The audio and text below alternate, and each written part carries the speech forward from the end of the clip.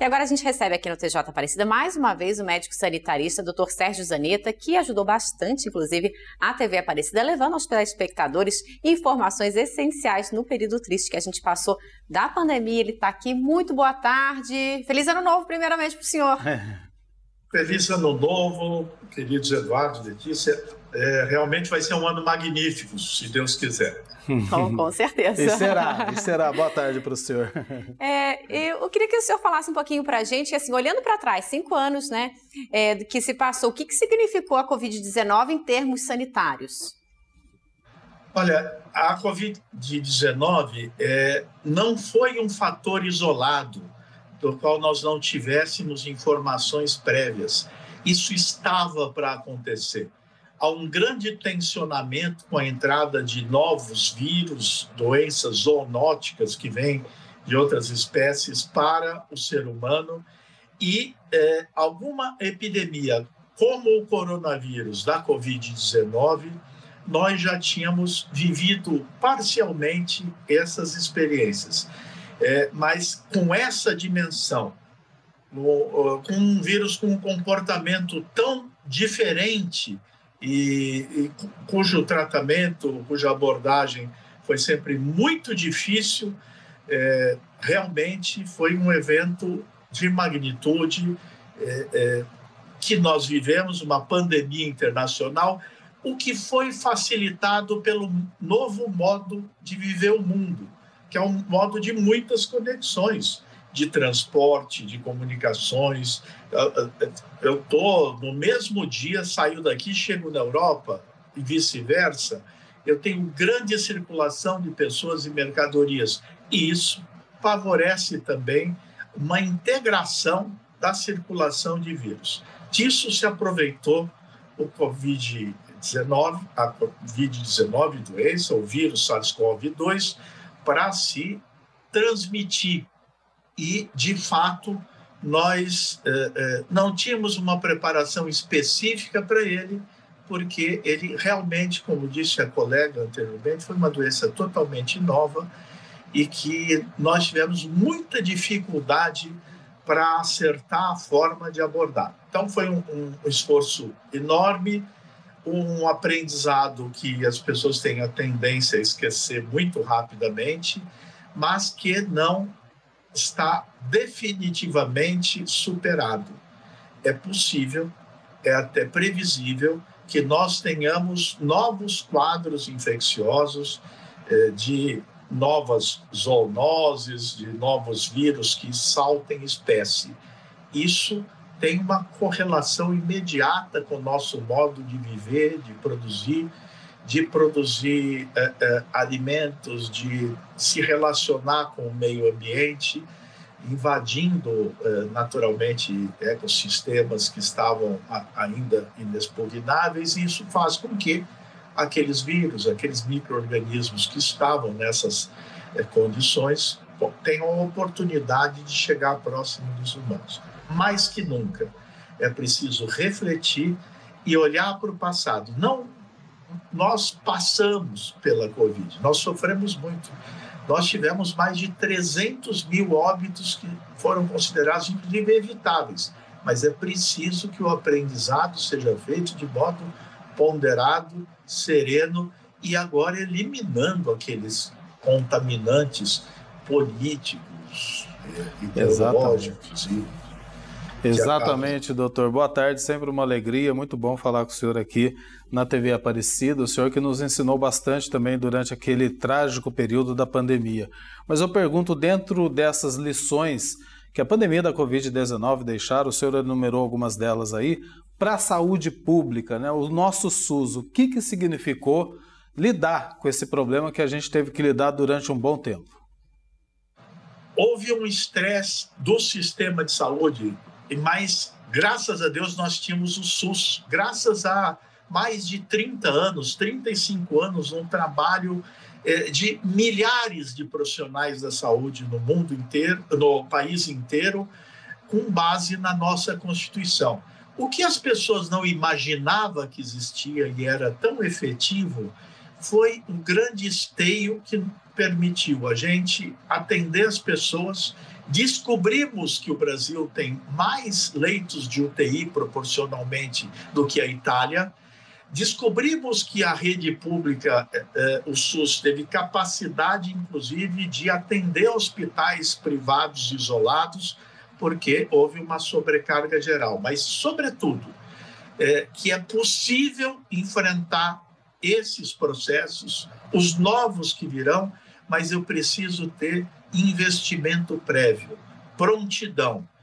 Não só investimento material, mas investimento em inteligência, investimento em pesquisa, em desenvolvimento tecnológico.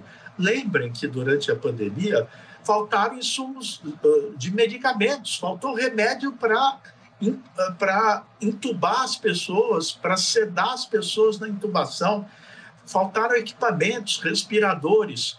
Então, não, é preciso também que eu tenha no setor saúde, nas indústrias que estão associadas a ele, uma visão mais estratégica, que nós tenhamos uma menor dependência de outros setores, de outras áreas produtivas. Nós temos que ter uma produção básica aqui e precisamos manter o que parece que não tem importância, usa pouco a pesquisa, usa pouco a universidade, usa pouco os mecanismos de produção de conhecimento, de produção de tecnologia, que numa hora crítica são aqueles que são mobilizados para enfrentar o novo. O SUS mostrou isso para as pessoas. Eu acho que isso fez com que nós tivéssemos uma visibilidade do SUS que as pessoas não imaginavam que existia, só poucos profissionais que trabalhavam junto ao sistema. E isto é um valor para o país. Nós não podemos retirar dinheiro do sistema de saúde, nós não podemos retirar dinheiro do investimento em pesquisa e recuperar essa capacidade de ação do sistema é o grande legado, talvez, para enfrentarmos problemas futuros e atuais, né? A Covid continua uma doença, mas seguramente demonstramos com o melhor sistema de vacinação do mundo que, tendo vacina, nós rapidamente mudamos o curso da Covid. A única tecnologia que fez com que a Covid pudesse ser enfrentada e mudasse o curso da doença, de casos muito graves, foi a vacina. Ela foi decisiva, a rapidez e a consolidação da vacinação é fundamental. Portanto, quem trabalha com hesitação vacinal, nega a vacina, tem uma ação contra a saúde pública que chega beira a criminosa.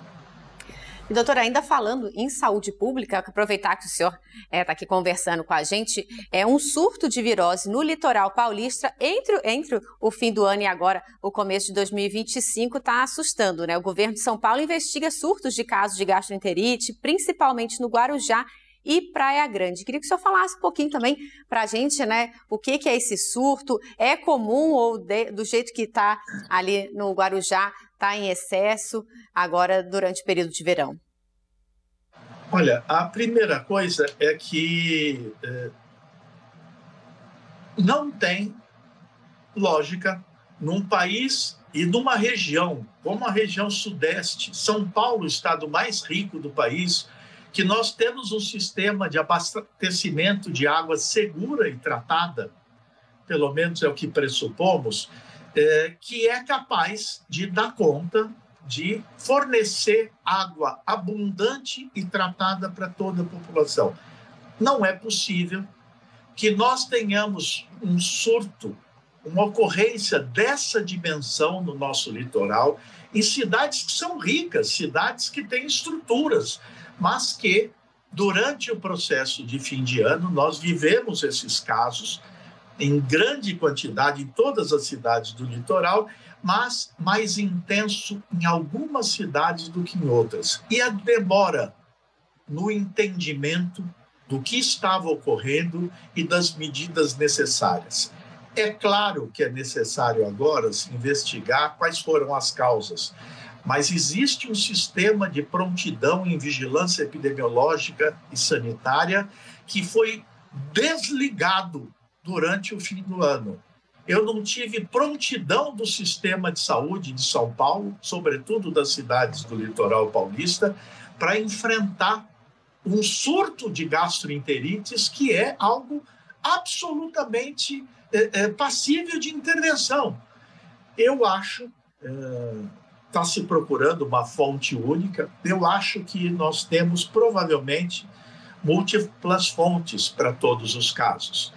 Fala-se em algumas infecções virais, fala-se na possibilidade de bactérias, mas ainda não se sabe qual é o agente. Agora, é muito tarde, passado o Natal, passado o Ano Novo, agora que estão sendo feitos os exames de fezes, o RT-PCR, para identificação se tem um norovírus ou que vírus pode estar envolvido.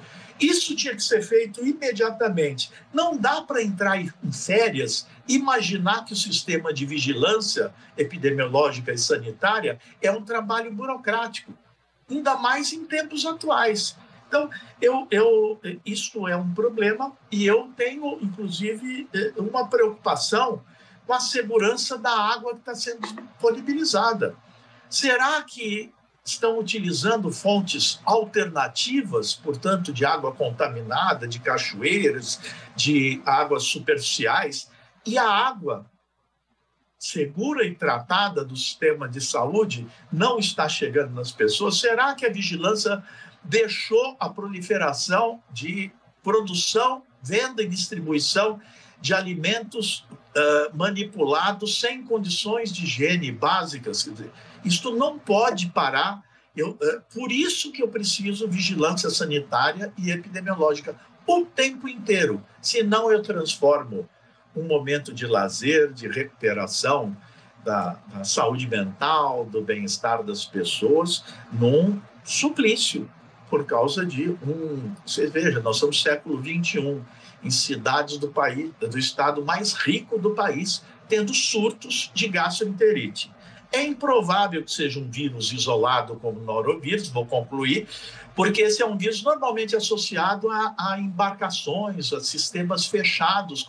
Ele é o terror dos cruzeiros, porque eles vão tomar medidas, porque o norovírus ele se espalha rapidamente, pessoa a pessoa, por água, por instrumentos, pelos vômitos, copos, etc. Mas numa cidade é preciso identificar todas as fontes e intervir. Agora está se colocando a tranca na porta, mas o ladrão já entrou, já fez o seu serviço e agora nós estamos vendo quais as janelas que precisam ser fechadas e o que foi para contar a história. Eu considero isso uma ação um pouco não oportuna do sistema de saúde de São Paulo e das cidades litorâneas. Doutor, mais uma vez quero agradecer muito a sua participação aqui no TJ Aparecida, falando sobre esse surto de virose, né, no litoral paulista. Somente quem passou por isso sabe como é que é o transtorno, né? Você vai lá passear com a família e de repente para tudo, encontra hospitais superlotados, não consegue atendimento, tem que voltar para a cidade de origem. Realmente é uma dor de cabeça e tanto. Muito obrigado pela presença mais uma vez. Um abraço, viu, para o senhor. Um grande abraço aos telespectadores, a vocês dois queridos e à TV Aparecida sempre no nosso coração. Obrigada, uma ótima tarde. Tchau, tchau.